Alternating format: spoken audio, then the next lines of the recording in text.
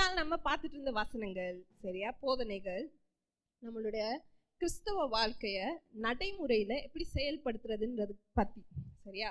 நிறைய நேரத்துல நம்ம வசனம் கேட்கிறோம், நல்லா இருக்கா கேட்கும் போது? நல்லா இருக்கா? நல்லா அந்த குறுகுருன்னு இருக்கா? ஏதாவது தப்பு பண்ணியிருந்தா அந்த ஒரு ஒரு ஒரு பழமொழி சொல்லுவாங்களே, குற்றமுள்ள மனசு குறுகுறுக்கும். அப்பப்ப ஏதாவது பண்ணியிருந்தீங்கன்னா குறுகுறுக்கும். ஆனா மிச்ச நேரம் எப்படி இருக்கு? வசனம் கேட்கும் போது நல்லா இருக்கு, குழு குழுன்னு இருக்கு.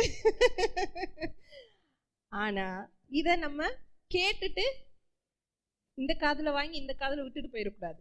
அதை நம்ம வாழ்க்கையில செயல்படுத்துறவங்களா நம்ம இருக்கணும். அதுதான் ரொம்ப முக்கியம், சரியா. அப்போ நான் 2 விஷயம் மறக்க கூடாதுன்னு திரும்ப திரும்ப அந்த ஒரு சுப்பாண்டின்னு ஒரு கதை இருக்கு. நாங்கள் சின்ன வயசுல இருக்கும்போது அவன் அது மறக்கக்கூடாதுன்னு சொல்லி போய் மறந்துட்டு அப்படியே வந்துடுவான், சரியா. அதனால அது மறக்கிறதுக்குள்ள நான் சொல்லிடுறேன். 2 விஷயம் நம்ம இந்த ஒரு விஷயம் வருஷ ஆரம்பத்துல பேசணும். என்ன தெரியுமா? ஒரு விதைய விதைக்கிறது. எப்போ விதைக்க போறோம்? டிசம்பர்ல. இப்ப என்ன மாசம்? நவம்பர். இவ்வளவு நாள் நம்ம யோசிக்க மறந்துட்டீங்கன்னா என்ன பண்ணுங்க, 1 மாசம் இருக்கு, 4 வாரம் இருக்கு, எடுத்து வைங்க, சரியா. அது சின்னது பெருசு அது கணக்கு பிரச்சனை இல்லை. ஆனா ஒரு விதை எடுத்து வைக்க போறோம், சரியா, ஓகேவா. 2வது நான் என்ன சொன்னேன் போன வாரம் 2 வாரமா? ஃபாஸ்டிங். நிறைய பேர் மறந்துட்டீங்க, பரவாயில்ல. இன்னைக்கு இருந்து ஆரம்பிக்கிறேன், அப்படிதான் பிளான். ஆனா இன்னைக்கு சனிக்கிழமையா இருக்கனால நாளைக்கு இருந்து நம்ம ஆரம்பிப்போம், சரியா. திங்கக்கிழமையில இருந்து ஆரம்பிப்போம். நாளைக்கு ஞாயிற்றுக்கிழமை, அதனால திங்கக்கிழமை 3ஆம் தேதியில இருந்து ஸ்டார்ட் பண்ணுவோம், ஓகேவா. இதை எப்படி பண்ண போறோம்? இப்ப நான் உங்களை ஃபாஸ்டிங் உங்களுக்கு மைண்டுக்குள்ள என்ன போகுது? ஐயோ வெறும் கஞ்சி தானே அப்படின்னு. அப்படி இல்லை, சரியா. நிறைய நேரத்துல கிருபையை நம்ம பெற்றுக்கொண்டு சோம்பேறிகள் ஆயிடுறோம். இந்த ஃபாஸ்டிங் டைம்ல இந்த 1 மாசம் நான் உங்களை ஊக்குவிக்கிறது என்ன தெரியுமா? ஒரு 10 நிமிஷமாவது டெய்லி 10 நிமிஷமாவது ஜெபம் பண்ணுங்க, சரியா. நான் போன வாரம் சொன்னேன்ல, ஏசு என்ன பண்ணாரு? அவருக்கு நேரம் கிடைக்கும் போதெல்லாம் போய் ஜெபிச்சாராம். இப்போ உங்களுக்கு நேரம் கிடைக்கும் போதெல்லாம் ஜெபிக்கிறது எப்படி? ஒரு 5 நிமிஷம் உட்கார்றீங்களா, அந்த டீயை குடிக்கும் போது ப்ரே பண்ணுங்க. கண்டதை யோசிக்காதீங்க. போனை நோண்டும் போது அதுக்கெல்லாம் டைம் இருக்கு இல்லையா. ஆனா ஜெபம் பண்ணுங்க டெய்லி. இப்போ நம்ம என்னது பிஹேவியர் பழக்க வழக்கங்களை சிலர் படிக்கிறாங்க, சரியா, பல வருஷங்களா படிக்கிறாங்க. இப்போ அவங்க படிச்சு என்ன சொல்றாங்கன்னா, ஒரு பழக்கம் நிரந்தரமா நம்ம வாழ்க்கையில நடக்கணும்னா அதுக்கு 30 நாளாவது தேவைப்படும், சரியா. இப்போ நீங்க எல்லாரும் காலையில இனிமே என்ன பண்ணீங்க? வேலையா எழும்புனோன்னு என்ன பண்ணுவீங்க? பல்லு விளக்குவீங்கல்ல. அதை யாராவது சொல்லியா பண்ணுவீங்க? பழக்கமாயிருச்சு. சிலர்லாம் பார்த்து சிரிக்கிறீங்க, யாரோ சொன்னாதான் ஐயோ பல்லு விளக்கல பண்ணணும் அப்படின்னு தோணுது. ஆனா சில விஷயங்கள், சரி பல்லு விளக்குறது மறந்துட்டீங்கனாலும் அந்த காலையில் இந்த டீ இல்லைன்னா அந்த காஃபி குடிக்கிறீங்கல்ல, அதை யாராவது மறக்கிறீங்களா? கக்கா போக மறக்கிறீங்களா? ஸோ இதெல்லாம் பழக்கங்கள் ஆயிடுச்சு இல்லையா. அது ஒரு டைம் இருக்கு, அந்த டைமை விட்டுட்டோம்னா ஐயோ டைம் போயிருச்சே அப்படின்னு ஒரு கவலை வேற வந்துடும், சரியா. அது மாதிரி இந்த 10 நிமிஷம் நீங்க ஜெபம் பண்றதை ஒரு பழக்கமாக்க போறோம்.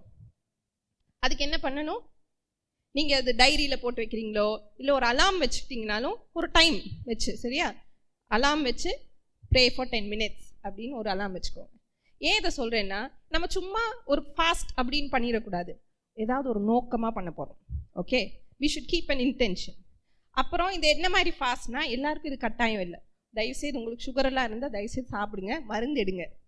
அப்புறம் மயக்கம் போட்டு ஹாஸ்பிட்டல்ல இருந்து என்னை கூப்பிடாதீங்க, நீங்கள் சொன்னனால தான் நான் மயக்கம் போட்டேன் அப்படின்னு, சரியா. ப்ரெஷர் சுகர் எல்லாம் இருந்தால் மருந்து எடுங்க, செய்ய வேண்டியது செய்யுங்க. ஆனால் எப்படி ஃபாஸ்ட் பண்ண போகிறோன்னா, நம்மளுக்கு பெரிய ஒரு விஷயம், விட முடியாத ஒரு விஷயம் ஏதாவது இருக்குல்ல, அதை கொஞ்ச நாளைக்கு விட போகிறோம். நிறைய பேருக்கு இங்கே சீனியை விடவே முடியாது. நீங்கள் டீ காஃபி குடிங்க, சீனியை விட்டுருவீங்களா? சரியா, ட்ரை பண்ணுவோம். ஏன் தெரியுமா? இந்த ஃபாஸ்டிங்ல நம்ம உடல் நலமும் கண்டிப்பா நல்லாகும், சீராகும், சரியா. அப்போ நாங்களும் சேர்ந்து ஃபாஸ்ட் பண்ண போறோம், உங்களுக்காக நம்ம ஜெபிப்போம். எதில் கோளாறு இருக்கோ அதெல்லாம் சரியாகிறதுக்கு நம்மளும் கொஞ்சம் கொஞ்சம் செய்யணும். சுகர் விட்டுருவோமா? அப்புறம் உங்களால என்ன முடியுமோ அதை ஃபாஸ்ட் பண்ணுங்க. சிலருக்கு ஒரு வேளை தான் சாப்பாடு இல்லாமல் இருக்க முடியும்னா அதை செய்யுங்க. சிலருக்கு 2 வேளை சாப்பிடாம இருக்க முடியும், ஒரு வேளை நான் சாப்பிட்றேன் அப்படின்னா அப்படி பண்ணுங்க. உங்களுக்கு எப்படி தோணுதோ, உங்கள் மனசாட்சிக்கு எப்படி தோணுதோ அதுக்கு ஏற்ற மாதிரி பண்ணுங்க. ஓகேவா? எல்லாரும் பண்ணணும்னு கட்டாயம் இல்லை, ஆனால் சிலருக்கு அந்த கட்டாயம் இருக்குது. நாங்கள் சொல்லி வச்சுருக்கோம். நான் அங்கே அங்கெல்லாம் சரியா மிச்சவங்களுக்கு அது கட்டாயம் இல்லை. ஓகேவா? இப்போ நம்ம வார்த்தை கேட்க நீங்கள் ரெடி ஆயிட்டீங்களா? ரெடியா? இந்த வார்த்தை மாம்சமாச்சான். இந்த மாம்சமான வார்த்தை நம்மளோடு வாசமா இருக்கா. நீங்க இன்னைக்கு வார்த்தையை கேட்கும் போது நீங்க தேவனை சந்திப்பீங்க. ஓகே, அதுக்கு நீங்க ரெடியா? எளிமை நின்று உங்க போதகரை வர வைங்க.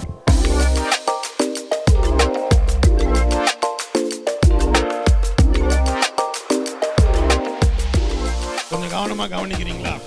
வெறும் 1/2 மணி நேரம் தான் எனக்கு இன்னைக்கு கொடுக்கப்பட்டிருக்க நேரம். அந்த நேரத்தில் நான் ஒரு விஷயத்தை சொல்ல முடிஞ்ச அளவுக்கு சொல்கிறேன். கட்டாயமாக கவனிங்க, இது ரொம்ப முக்கியம். சரியா? இதில் என்ன நடக்குது? எழுதியிருக்கு, ஒரு பெண்ணை கையுங்களாமா பிடிச்சி கொண்டாந்து இயேசு முன்னாடி. தெரியுமா தெரியா? நீங்கள் முழிக்கிறத பார்த்தா அப்படியா? ஒரு பெண்ணை கையுங்களாமா விபச்சாரத்தில் பிடிச்சிட்டாங்களாம். பிடிச்சிட்டு பாருங்க, ஆணை பிடிக்கல, பெண்ணை மட்டும்தான் பிடிச்சிருக்காங்க. ஏன்னா இன்னைக்கு நம்ம ஊர்ல சட்டத்துல எப்படி, சட்டத்துல ஓட்டைகள் இருக்குல்ல, அந்த ஓட்டையை வச்சு தானே தப்பு பண்றவன் தப்பு பண்ணிக்கிட்டு, அதே மாதிரி பிரமாணத்திலையும் ஓட்டைகள். அது எப்படி அந்த பெண்ணு மட்டும்தான் சிக்கனா? கூட இருந்த ஆள் எங்க இல்லையா? கொண்டு வந்து இயேசு முன்னாடி இழுத்துட்டு வந்து போட்டாங்க. போடுறது மட்டும் இல்ல, கையில கல்லோட நிக்கிறான் அடிக்கிறது. கொஞ்சம் என்னோடதான் இருக்கீங்களா? நான் பிசாசை பத்தி அதிகமா பேசவே, இந்த வருஷம் எத்தனை முறை பிசாசை பத்தி பேசி கேட்டிருக்கீங்க? இல்லை, அப்ப இன்னைக்கு கொஞ்சம் கேளுங்க. வருஷத்துக்கு ஒருக்கா அதையும் கேட்டுருவோம். கொண்டாந்து போட்டுட்டாங்க. போட்டுட்டு உங்களுக்கு என்ன நடந்துச்சுன்னு தெரியும். இயேசு குனிஞ்சு எழுதுறாரு. எழுதிட்டு இருக்கும் போது எனக்கு அந்த அந்த பிக்சர் வந்து எனக்கு ரொம்ப பிடிக்கும். அங்க கீழே விழுந்து கிடக்கிறது அந்த பெண் மட்டும்தான். அந்த பெண்ணுடைய அளவுக்கு இவரும் தன்னையே தாழ்த்திட்டாரு பாருங்க. தாழ்த்தி அங்க ஏதோ பண்ணிட்டு இருக்காரு. பண்ணிட்டு சொல்றாரு, உங்களில் பாவம் இல்லாதவன் முதல் கல்ல. அப்ப அவர்கள் தங்களுடைய மனசாட்சியில், ஆமா, இப்ப எங்க மனசாட்சியில கன்விக்ட் பண்ணப்பட்டுட்டாங்க, குற்றம் சாட்டப்பட்டாங்க. குற்றம் சாட்டுறது இல்லை, என்னது, சரி, ஏதோ ஒரு வார்த்தை, கன்விக்ட் ஆகிட்டாங்க. மனசாட்சியில கன்விக்ட் ஆகி கல்லெல்லாம் போட்டோன்னே இயேசு அந்த பெண்ணை பார்த்து கேட்கிறாரு, உன்னை இல்ல எங்க நம்ம எந்த வசனம் திருன்னு மொழிகிறோம், 10வது வசனம் என்னது? இயேசு நிமிர்ந்து அந்த ஸ்திரீயை தவிர வேறொருவரையும் காணாமல், ஸ்திரீயே, உன்மேல் குற்றம் சாட்டினவர்கள் எங்கே? உன்மேல் குற்றம் சாட்டினவர்கள் எங்கே? It's a very important question. Where are your accusers? அது ஏன் முக்கியம்னு இன்னைக்கு நான் சொல்லி கொடுத்தோன்னு உங்களுக்கு விளங்கிடும். Where are your accusers? அப்படின்னா இயேசு இன்னொரு விஷயத்தை அங்க சொல்றாரு, குற்றம் சாட்டுறது ஏன் வேலை? என்னோடதான் இருக்கீங்களா? கவனிக்கிறீங்களா? பக்கத்துல சொல்லுங்க. இன்னைக்கு இதையாவது கொஞ்சம் கெவின் தான் சிக்கிருக்கான். மைண்ட்ல உள்ளுக்கு போயிருச்சுன்னா ஒரு பேரு அதே தான் வந்துட்டு இருக்கும். கவனிக்கிறீங்களா? ரொம்ப முக்கியம். Where are your accusers? இப்ப இவனை இழுத்துட்டு வந்தவங்க, இந்த பெண்ணை இழுத்துட்டு வந்ததெல்லாம் யாரு? கரெக்ட், பொதுமக்கள் இல்ல, வேலை இல்லாதவன் இல்ல, அந்த வேத பாதகர்களும் பரிசேயர்களும். பரிசேயர்கள் இந்த பெண்ணை இழுத்துட்டு வந்து எதை வைத்து குற்றம் சாட்டுகிறார்கள்? கொஞ்சம் இருங்க. எதை வைத்து குற்றம் சாட்டுனாங்க? குற்றம் சாட்டுறதுன்றது இப்ப அதனாலதான் அழகான ஒரு விஷயம் இருக்கு, நம்ம விளங்கிக்கணும். அன்பு இல்லாத சத்தியம் ரொம்ப கேடானது. உங்க கையில சத்தியம் இருக்கலாம், உண்மை, அப்படி இதுதான் சார் வேதம், இதுதான் சார் தேவன், ஆனா அன்பு இல்லாத சத்தியம் பயங்கர கேடானது. அவங்க கையில என்ன இருக்கு? பிரமாணம் இருக்கு. அந்த பிரமாணத்தை வச்சு ஆனா என்ன செஞ்சிட்டு இருக்காங்க? குற்றம் சாட்டிட்டு இருக்காங்க. அதனாலதான் கொலோசியர்ல எழுதியிருக்கு, அவர் சிலுவையில் அறையப்பட்ட போது எங்களுக்கு எதிரான கையெழுத்தை குலை. இதெல்லாம் நம்ம தெரியுமா தெரியாதா? மறந்துருக்க வாய்ப்பு இல்லைல்ல. இருக்கு, கொலோசியர் போய் அப்படி எடுத்து வாசி பாருங்க.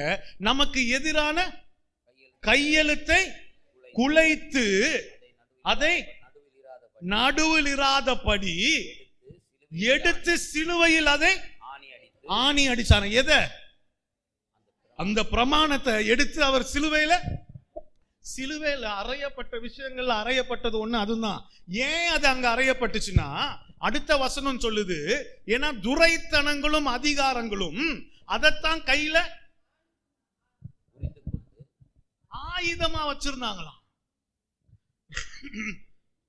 இது இன்னைக்கு உங்களை விளங்கிடணும். சொல்லுங்க, ஆவியானவரே எனக்கு உதவுங்க.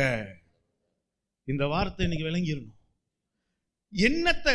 இந்த துரைத்தனங்களும் அதிகாரங்களும் இந்த பிரமாணத்தை தங்களோட கையில ஒரு ஆயுதமா. இப்ப என் கையில ஒரு ஆயுதம் இருக்கு. எதுக்கு? எதுக்குன்னா உன்னை யாரை பாதுகாக்கிறது? யாரோ பயங்கர ஒரு ஹலோ, அந்த காலத்துல வச்சுப்போம், இந்த காலத்துல இதுதான் பிரச்சனை.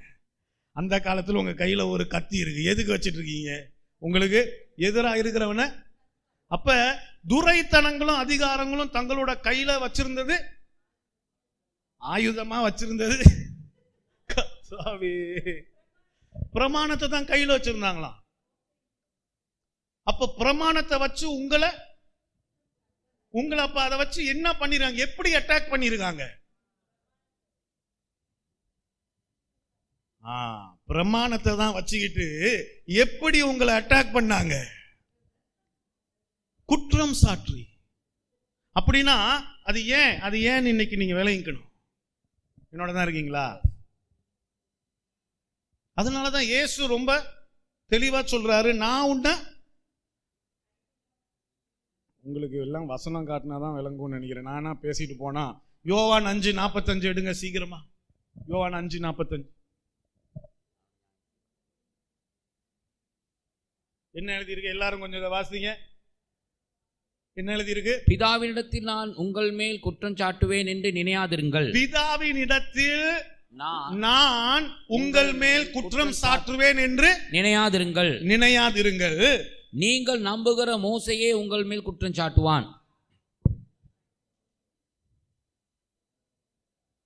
நீங்கள் நம்புகிற மோசே தான் உன்னை குற்றம் சாட்டுறது, நான் இல்ல. கொஞ்சம் கவனிங்க, என்னோட தான் இருக்கீங்களா? ஆமென். இப்ப நம்ம குற்றம் சாட்டுறன்னு சொல்லும்போது ஏதோ சும்மா நினைச்சுக்கிறோம் சாதாரணமா. இதோடைய ஆழத்தை இன்னைக்கு கொஞ்சம் பாருங்க. ஆமென். இன்னைக்கு இதோடைய ஆழத்தை பாருங்க. என்னது? ரெவலேஷன்ஸ், வெளிப்படுத்த 12க்கு போயிரும். வெளிப்படுத்தின விசேஷம், வெளிப்படுத்தல் 12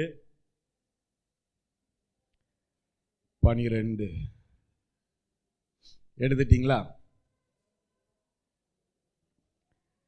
எல்லாரும் உடனே குழம்பிட்டாங்க. என்ன நடக்குது? குழந்தை ஒன்று அழுகுது, வெளியில பேச்சு சத்தம் என்னவா இருக்கும்? இங்க ஒருத்தன் கத்திக்கிட்டு இருக்கேனே, கர்த்தாவே. 12:1 கொஞ்சம் பொறுமையா அதை வாசிப்போமா? ஆமா, இதை வாசிக்கிறதுக்குள்ள கவனிக்கிறீங்களா? அன்றியும் ஒரு பெரிய அடையாளம் வானத்திலே காணப்பட்டது. ஒரு ஸ்திரீ சூரியனை அணிந்திருந்தாள். அவள் பாதங்களின் கீழே சந்திரனும் அவள் சிரசின் மேல் 12 நட்சத்திரங்களின் கிரீடமும் இருந்தன. இந்த ஸ்திரீ யார்? யாராவது சொல்லுங்க பாப்போம். இங்க இல்ல, பின்னாடி இருந்து யாராவது சொல்லுங்க பாப்போம். யார் அது?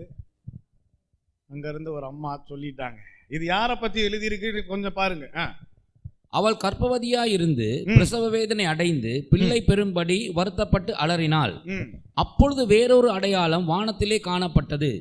7 தலைகளையும் 10 கொம்புகளையும் தன் தலைகளின் மேல் 7 முடிகளையும் உடைய சிவப்பான பெரிய வலுசர்ப்பம் இருந்தது. ஒரு பெரிய இதெல்லாம் யோவான் என்ன பார்த்துட்டு இருக்கிறாரு?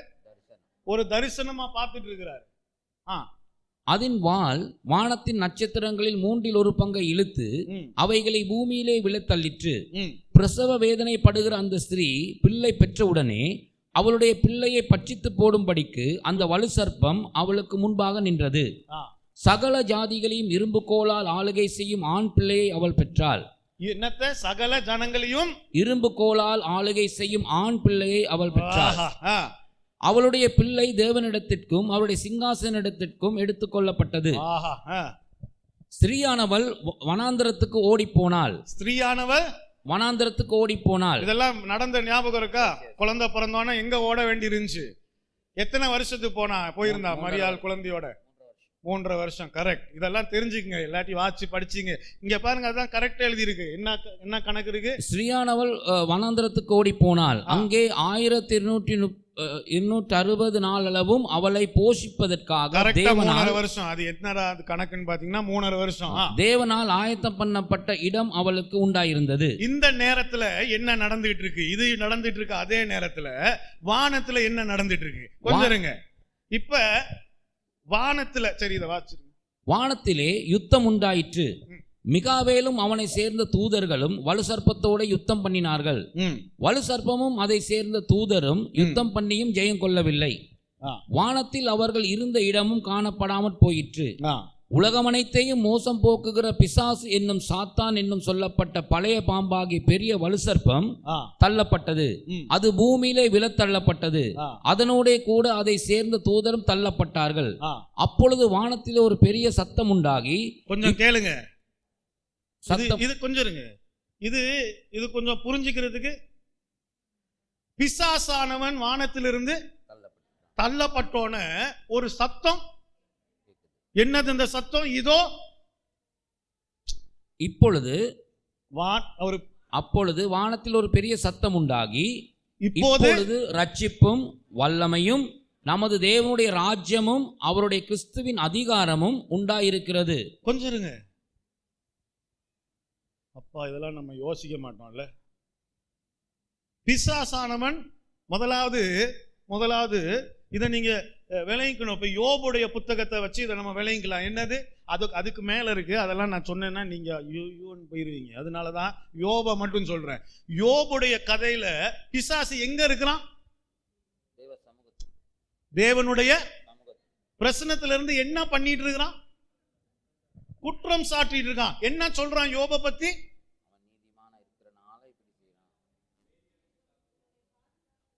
நீங்க அவனை அப்படியெல்லாம் கொடுத்து அவனெல்லாம் பாதுகாக்கிறனாலதான் அவன் உங்களை நேசிக்கிறான். இந்த குற்றச்சாட்டுன்றது பாத்தீங்களா எவ்வளவு சட்டலா? அவன் பாவி, அவன் இல்ல நீங்க எல்லாம் கொடுத்து இப்படி பாத்துக்கிறனாலதான் அவன் நேசிக்கிறான். எல்லாத்தையும் எடுத்து பாருங்க, அவன் நேசிக்கிறானான்னு பாப்போம். அப்ப இந்த குற்றம் சாட்டுன்னா என்னன்னு விளங்குதா? முதலாவது பிசாசுக்கு பரலோகத்துல இடம் இருந்திருக்கு பாருங்க. எனக்கு டவுட் இருந்தா பிறகு கேளுங்க, நான் நிறைய அவங்க விஷயம் காட்டுறேன். ஒரு இடத்துல எழுதியிருக்கு, பழைய ஏற்பாட்டில் வாச்சிருக்கீங்களா? எல்லாரும் சிங்காசனத்தை சுத்தி நின்றுட்டு இருக்கிறாங்க. இந்த ராஜாவை இப்ப விலை பண்ணணும்னு சொல்லும் போது ஒரு பொய்யின் ஆவி சொல்லுதான் யாருக்கிட்ட? தேவனிடத்துல. நான் போயிட்டு அவனுடைய வாயில, அந்த தீர்க்கதரிசிகளுடைய வாயில நான் பொய்யின் ஆவியா உட்கார்ந்து. அந்த காலத்துல அப்ப யாருக்கு அங்க இடம் இருந்திருக்கு? பிசாசுக்கு அங்க இடம். விலங்குதான் நான் பேசிட்டு இருக்குது. அவன் பரலோகத்துல இருந்திருக்கிறான். பரலோகத்துல அவன் என்ன பண்ணிட்டு இருந்திருக்கான்? குற்றம் சாட்டிட்டு இருந்திருக்கிறான். ரொம்ப யோசிக்கும் போது ரொம்ப ஆச்சரியமா இருக்கு. பிசாசுக்கு எபிரேய வார்த்தையில அக்யூசர் அப்படின்னா என்ன தெரியுமா அர்த்தம்? சாத்தான். கிரேக்க முறையில சாத்தானுக்கு அர்த்தம் என்னன்னு பாத்தீங்கன்னா, இந்த கேட்டகரின்ற ஒரு வார்த்தை இருக்குல்ல, கேட்டகரி, அந்த கேட்டகரியோட தான் சாத்தான். அதுக்கு கீழே அதுக்கு என்னெல்லாம் அர்த்தம் இருக்குன்னு வாட்சி போனீங்கன்னா அது பேர் அக்யூசர். சாத்தானே யாரு தானா? அவன் வேலையே என்னதான்? என்னோட தான் இருக்கீங்களா? அவன் வேலையே என்னதான்? நம்ம பிசாசு வந்து இங்க இப்படி பண்றான் அப்படி பண்றான் சார், அவன் தான் இங்க உட்காந்து இது பண்றான் சார், எதுவும் இல்லை. அவன் வேலையே என்னதுதான்? அவனே யாருதான்? அவன் பரலோகத்துல இருந்தானா? கொஞ்சம் வாசிங்க. அப்பொழுது ரட்சிப்பும் வல்லமையும் நமது தேவனுடைய ராஜ்யமும் அவருடைய கிறிஸ்துவின் அதிகாரமும் உண்டாயிருக்கிறது. இரவும் பகலும் நம்முடைய தேவனுக்கு முன்பாக நம்முடைய சகோதரர் மேல் குற்றம் சுமத்தும் பொருட்டு, இரவும் பகலும் நம்முடைய தேவனுக்கு முன்பாக நம்முடைய சகோதரர் மேல் குற்றம் சுமத்தும் பொருட்டு, சகோதரர் மேல் குற்றம் சுமத்திக்கிட்டே இருக்கிறானா? உங்களுக்கு விளங்குதானா பேசிட்டு இருக்கிறது? அவன் பேரே அக்யூசர். அவனுக்கு தெரிஞ்சதெல்லாம் குற்றம். அவன் பொய்யின் பிதா இல்ல, அவனுக்கு தெரிஞ்சதெல்லாம் குற்றம் சாட்டுறது. இரவும் பகலும் ஓயாம. Oh, thank God for Jesus. Praise. Amen. இயேசுவுக்கு ஒரு நன்றி சொல்லணும். அவரு சிலுவையில் மரித்து உயிர் தெழுந்து இன்னைக்கு இரவும் பகலும் எனக்கும் உங்களுக்கும் பரிந்து பேசுறதுக்காக அங்க பிதாவின் முன்னாடி உட்கார்ந்துட்டு இருக்காராம். அதனாலதான் எல்லாம் சந்தோஷப்படுங்கடா, ரட்சிப்பு வந்துருச்சு, பரலோகத்துல இருந்து ஒருத்தன் தள்ளப்பட்டுட்டான். இன்னும் இது இன்னும் மோசமாயிட்டு போகுது. கொஞ்சம் பாருங்க, அடுத்து வாசிப்போமா? அவர் மேல் குற்றம் சாட்டுகிறவன் தள்ளப்பட்டு போனான்.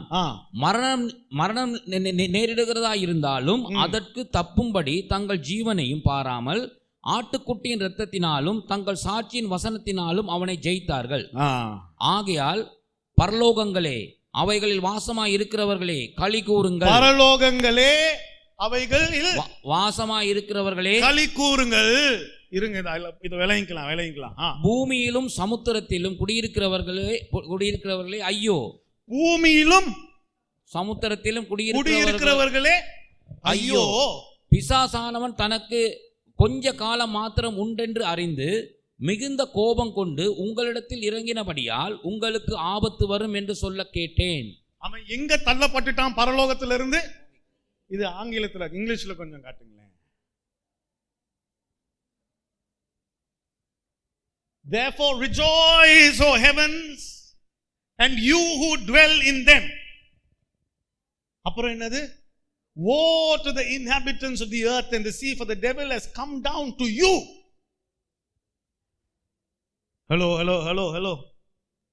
கவனி, என்னோட இருந்தீங்கன்னா ஒரு ஆமேனோ இல்ல ஏதோ சிரிச்சு கையகி பாருங்க. பரலோகத்துல இருந்தவன் தள்ளப்பட்டுட்டான். எங்க தள்ளப்பட்டுட்டானா? பூமிக்கு. அப்ப இவர் பார்த்துட்டு எழுதுறாரு, பரலோகத்திலும் அதில் குடியிருக்கிறவர்கள் எல்லாரும் சந்தோஷப்படுங்க, ஆனா பூமியில இருக்கிறவனுக்கு ஐயோ. அதனாலதான்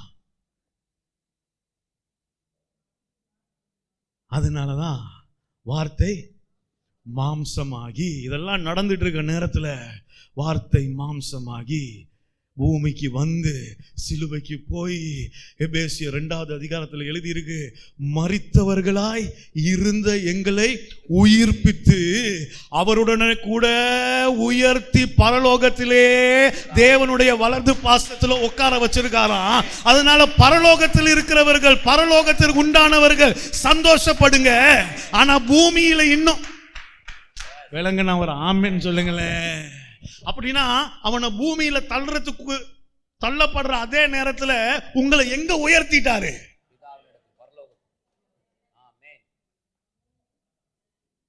இப்ப அங்க வந்து பரிந்து பேச ஒருத்தர் இருக்காரு, குற்றம் சாற்ற யாரும். ஆனா இங்க இப்ப ஒருத்தன் குற்றம் சாட்டுறதுக்குன்னு அவன் வேலையே இந்த உலகத்துல என்னதான்?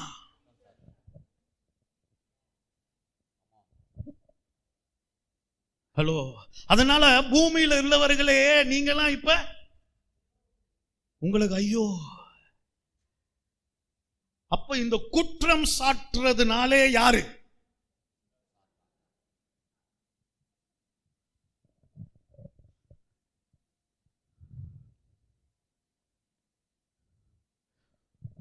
ஒருத்தனை குற்றம் சாட்டுறதும் பாருங்க, இப்படி ஒரு பாவி எல்லாம் உருப்படுவியான்னு சொல்றதுதான் என்னது? ஆவியானவர் அந்த வேலையை பண்ணுவாரா? அவர் என்ன பண்ணுவாரு? இயேசு உலகத்துல என்ன பண்ணாரு? அந்த பெண்ணையே எடுத்துப்போம். எல்லாரும் குற்றம் சாட்டிட்டு இருக்கும்போது எந்திரிக்க சொல்லி, நான் உண்மை I do not condemn you. I do not condemn you. Go and sin no more. இனிமே போய் பாவத்தை செய்யாத. ஆனா எந்திரி. நான் உன்னை குற்றம் சாட்டல. எந்திரி. இனிமே அந்த பாவத்தை இயேசுனுடைய பாத்தீங்களா, தேவனுக்குரிய வழியும் அங்க ஒருத்தன் இருக்கான். அவன் வேலையே என்னது? இப்ப அவன் அதை செய்யணும்னா அவன் எதை வச்சு அதை செய்ய முடியும்?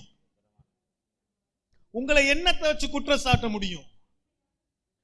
பிரமாணம் இல்லாட்டி மனிதர்களின் what are the traditions of men? போன முறை ஒரு வார்த்தை சொன்னீங்களே, மனிதனுடைய கலாச்சாரங்கள். இத விலங்குனா ஒரு ஆமன் சொல்லுங்க. பக்கத்துல யாராவது தூங்கிட்டு இருந்தா அந்த காலிலேயே ஓங்கி ஒரு மிதிங்க. இங்க இவ்வளோ முக்கியமா ஒருத்தன் சொல்லிட்டு இருக்கானே, நீங்க இங்க மிதிச்சுக்கிச்சு அப்புறம் வேற பிரச்சனை ஆயிர போகுது பாபு. சரி, கவனிக்கிறீங்களா? என்னோட தான் இருக்கீங்களா? நான் பேசிட்டு இருக்க எத்தனை பேருக்கு விளங்குது?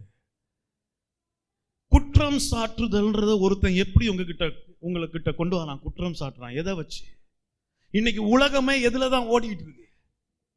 கொஞ்சம் சொல்லுங்க, என்னது உலகத்துல நீங்க பிசினஸ் பண்ணுங்க இல்லையா, உங்களுக்கு ஒரு ஏதோ ஒண்ணுன்னா உடனே குற்றம் சாட்டிடுவான். நீங்க ஆபீஸ்ல வேலைக்கு போங்க, ஒரு பிசினஸ் பண்ணி பாருங்க, உங்களுக்கு எல்லாம் தெரியும் என்ன பண்ணுவான். உடனே குற்றம் சாட்டுவான். இந்த உலகம், அதனாலதான் சொல்றாங்க இந்த உலகத்துக்கு ஐயோ. ஏன்னா இப்ப அவன் அங்கிருந்து இங்க தள்ளப்பட்டுட்டான். இங்க இருக்கவன் அதை தெரியாம இன்னைக்கு பிசாசால எப்படி பிரச்சனை வருதுன்னா இப்படிதான் பிரச்சனை வருது. இத விளங்கி காட்டி நானும் நீங்களும் என்ன பண்ணிட்டு இருப்போம்? ஹலோ,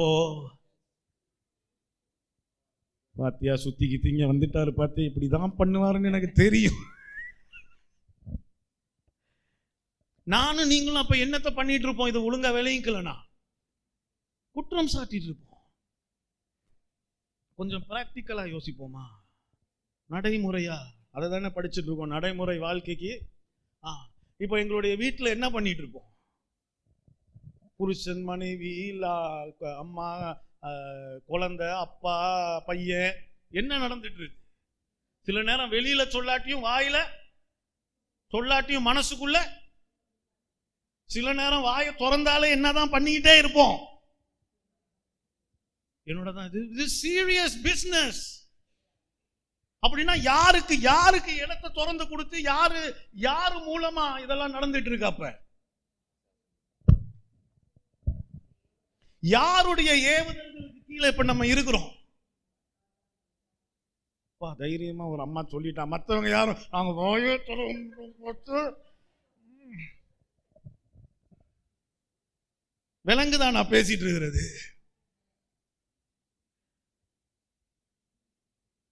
நீங்க சொல்றது உண்மையாவே இருந்தாலும் தேவன் என்னவா இருக்கிறாரு?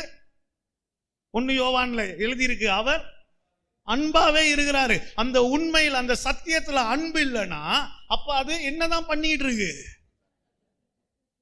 நீங்க நினைக்கிறீங்க நான் என் பையனை திருத்துறேன், இல்ல என் மனைவியை நான் இன்னைக்கு திருத்திரல. மனைவி நினைக்கலாம் இப்படியெல்லாம் இவனுக்கு எடுத்து சொன்னாதான் இவனுக்கு விளங்கும் அப்படின்னு டெய்லி நம்ம என்ன பண்ணிட்டு இருக்கிறோம்? அப்ப அந்த வீட்டுக்குள்ள யாருக்கு இடத்தை கொடுத்துட்டோம் திடீர்னு? ஏன்னா அவன் தான் அவனுடைய வேலையே இரவும் பகலும். அவனுடைய ரூபமே என்னதான்? குற்றம் சாட்டுறதுதான். விலங்குதான் நான் பேசிட்டு இருக்கிறது.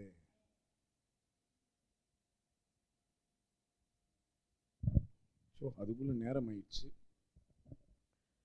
பாருங்க,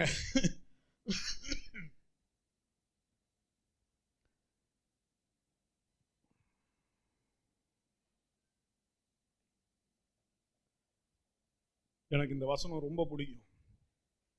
1 யோவான் 2 எடுக்கலேன். 1 யோவான்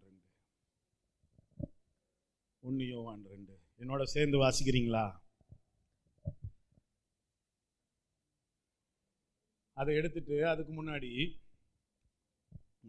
வேதத்தில் எத்தனை பேர் வாசிச்சிட்டீங்க? Love covers a multitude of sin. என்னது? அன்பு சகல பாவங்களையும் மூடுதான். மூடுதுன்றது என்னது? சகல பாவங்களையும் மூடுன்றது மூடி மறைச்சு அங்க பாவமே இல்லைன்னு ஒளிச்சு வச்சுக்கிறதா? அத ஒரு பெரிய ஸ்கேண்டல்னு என்ன சொல்லலாம் தமிழ்ல?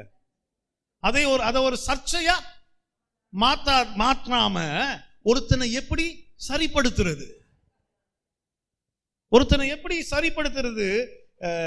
அதை ஒரு சர்ச்சையா மாற்றாம கொஞ்சம் யோசிச்சு பாருங்க.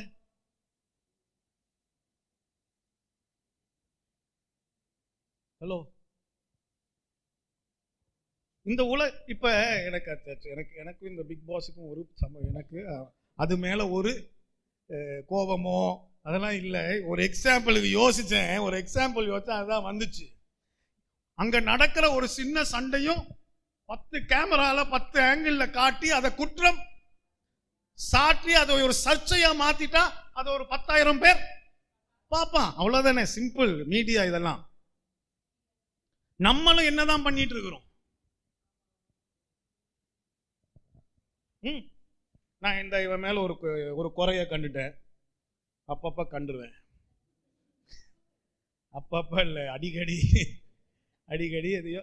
ஆனா அதை சொல்ற என்னைக்காவது இவன் உட்காந்து அழுது போயிருக்கானா? இல்ல, வாய்ப்பே இல்லை. இல்ல கோச்சிட்டு போயிருப்பானா? வாய்ப்பே இல்லை. அதே மாதிரி அவன் என்கிட்ட சொல்றத எனக்கும் காரணியும் தவிர வேற யாருக்கும் அது தெரிய கூட. இங்க எத்தனை பேர் வந்து நீங்க என்கிட்ட சொல்லி இருக்க ஒரு விஷயம் இங்க வேற யாருக்கும் காரணம் தவிர வேற யாருக்குமே, அது பேர் தான் மூடி மறைக்கிறது இல்லை.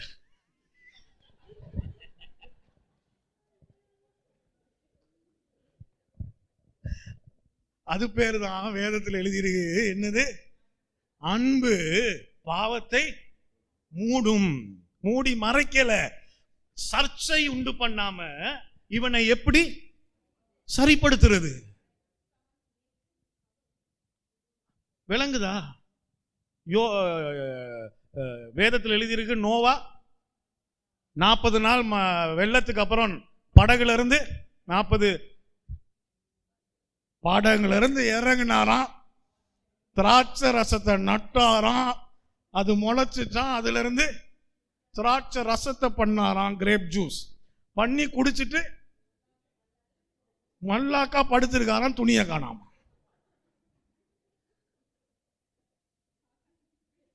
காக்கா தூக்கிட்டு போயிருச்சு. அத 2 பேர், அவருடைய மகன்மார் 2 பேர் அதை பார்க்காம அதை அப்படியே மூடி, இன்னொருத்தன் பார்த்து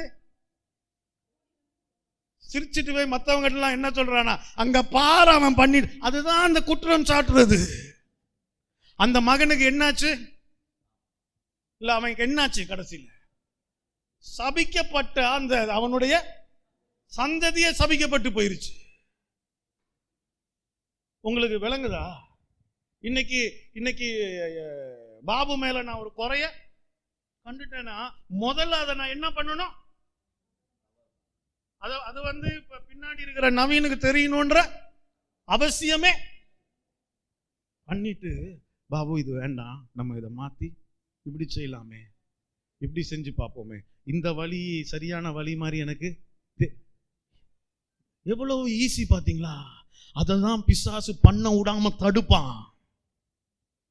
ஏன்னா அவனுடைய வேலையே நீ இப்படிதான், நீ இப்படிதான், நீ இப்படிதான், நீ மாற மாட்ட, நீ. ஹலோ, நீங்கெல்லாம் என்ன பார்த்துட்டீங்க, ஏதோ உங்க வீட்டில் இதெல்லாம் நடக்கவே நடக்காத மாதிரி. நான் பேசிட்டு இருக்க விளங்குதா உங்களுக்கு?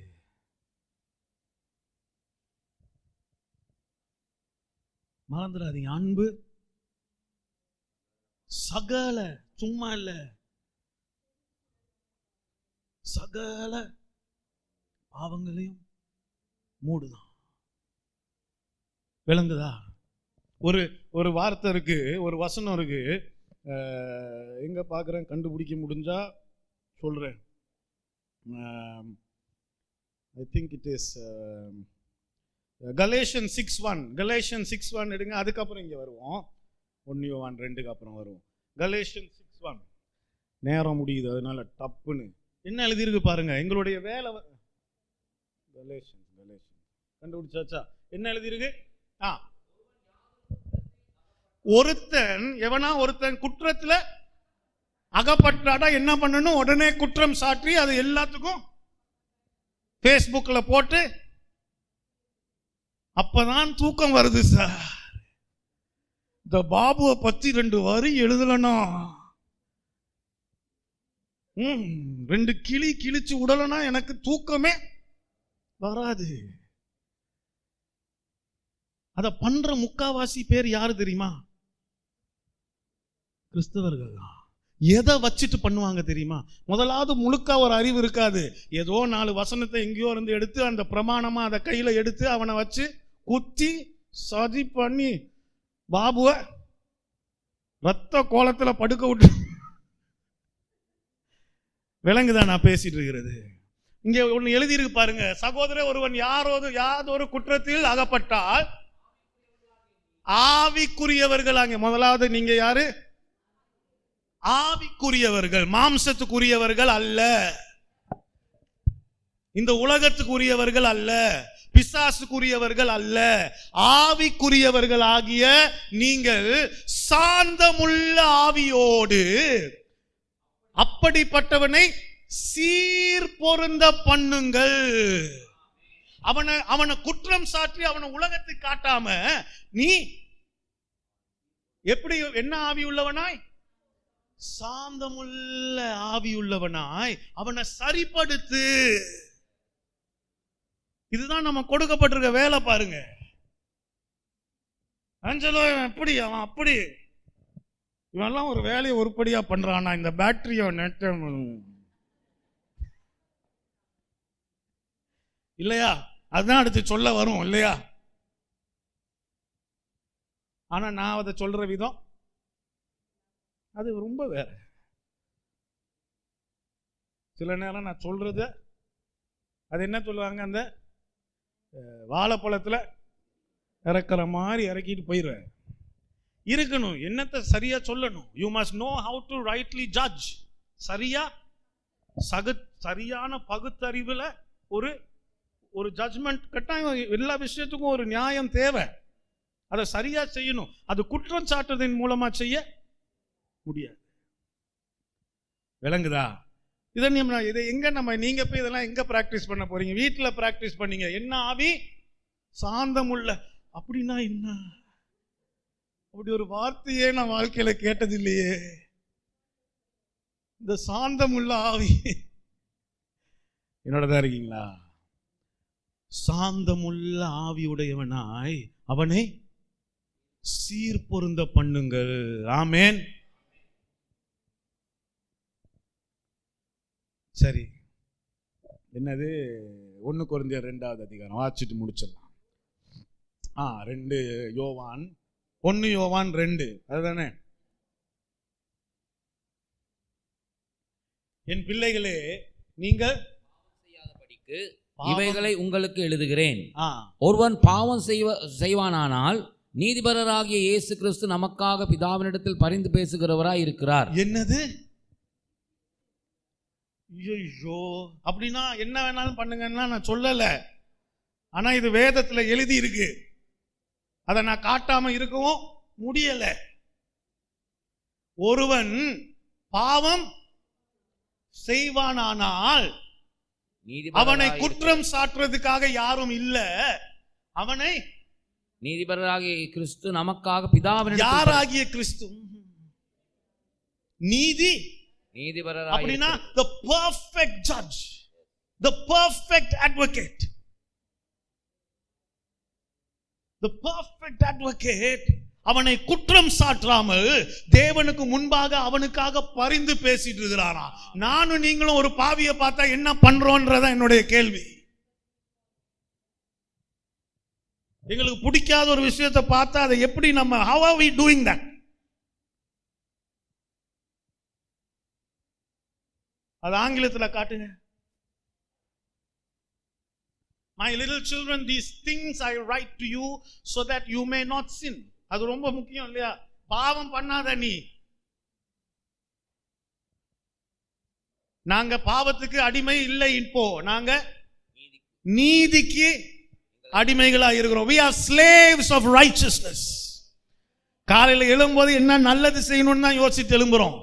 எங்களுடைய குடும்பத்தை பார்த்துக்கணும், தேவனுக்காக ராஜ்யத்துக்காக எதையோ செய்யணும், இப்படி தானே இருக்கு எங்களுடைய. we are not slaves of sin, no, we are slaves of righteousness. முதலாவது பாவம் பண்ணாத, அது சொல்லியாச்சு. அப்படியும் if anyone sins, அப்படியும் எவனோ சிக்கிட்டான், சொதப்பிட்டான், உழப்பிட்டான், விழுந்துட்டான், அவன் பின்வாங்கி போயிட்டான் சார், அவன் வஞ்சிக்கப்பட்டுட்டான். நமக்கு அதெல்லாம் அவர் செய்யாததை நாங்க ஏன் செஞ்சுட்டு இருக்கிறோம்? அவர் செய்ய சொன்னதையும் செய்ய மாட்டேங்கிறோம்.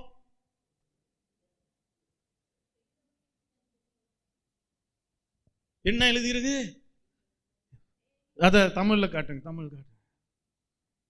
ஒருவன் பாவம் செய்வானானால் நீதிபரராகிய, நீதி, the perfect advocate, the நீதிபரன் சொல்ல perfect judge, இயேசு கிறிஸ்து நமக்காக பிதாவினிடத்தில் பரிந்து இருக்கிறார். ஒரு ஆமென் சொல்லுங்களேன். அடுத்த வசனம், நம்முடைய பாவங்களை நிவர்த்தி செய்கிற கிருபாதார பலி அவரே. உங்களுக்கு விளங்கல, உங்களுக்கு நம்மளுடைய பாவங்களை நிவர்த்தி செய்கிற கிருபாதார பலி அவரே. பாபு கொஞ்சம் பாருங்க, நம்ம என்ன நினைச்சிட்டு இருக்கோம்? அவர் சிலுவையில் எல்லாத்தையும் செஞ்சு முடிச்சிட்டு, அவர் செஞ்சு முடிச்சத இன்னைக்கும் எப்படி 2000 வருஷத்துக்கு அப்புறமா அவருடைய ரத்தம் நம்மளை எப்படி ரட்சிட்டு இருக்கோ, அதே மாதிரி 2000 வருஷத்துக்கு முன்னாடி எங்களுடைய பாவத்துக்காக பலியான